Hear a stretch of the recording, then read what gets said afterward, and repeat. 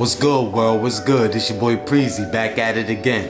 More sage words of advice, motivation, wisdom, encouragement, all that. Today's another opportunity to be great. Let's go get it with a fervor and a zest. Today, I want to ask you, why is it that you must feel important than other people? For the people out there that always want to have a one-up, Now, in life, we always see certain people that always want to have the one-up on you, always want to be better, And that may be you watching yourself, Sometimes you got to get control of your competitive fervor and your drive and ask yourself, why must I always win? Why must I always have one-up? Now, life is a competition, like if you're all just being honest, in certain areas, but even though you're competing against yourself, you're in the race with other people. That doesn't mean you have to look to other people, but it is a competition at the end of the day in certain areas and sectors. But aside from that, why must you inherently feel better than other people? Now, when you have to put other people down, or when you always have to act like you're smarter than people, or you would have did this better than somebody,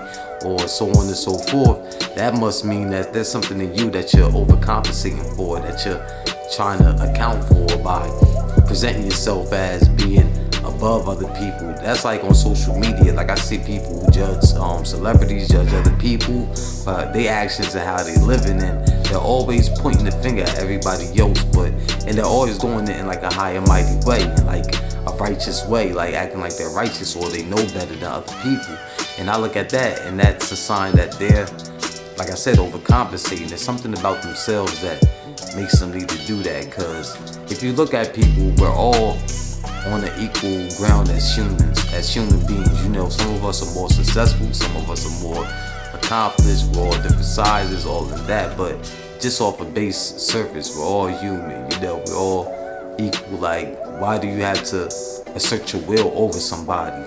Now, I'm not saying you shouldn't celebrate yourself. Like, if you're successful, you should bask in your success. If you've accomplished things, you should bask in that, but you don't have to hold that over other people's head, And if you're wise, if you're smart, if you've lived a life that's brought you success and that's kept you safe and that's kept you on the up and up, you don't have to juxtapose that with the lives of other people, how they're not living well, and always pointing the finger at them, always on the high and mighty thing. So you just gotta check that sometimes, and that's just a message I want to put out there, and ask people, why must you feel better than people? Even me, like I try to check it within myself.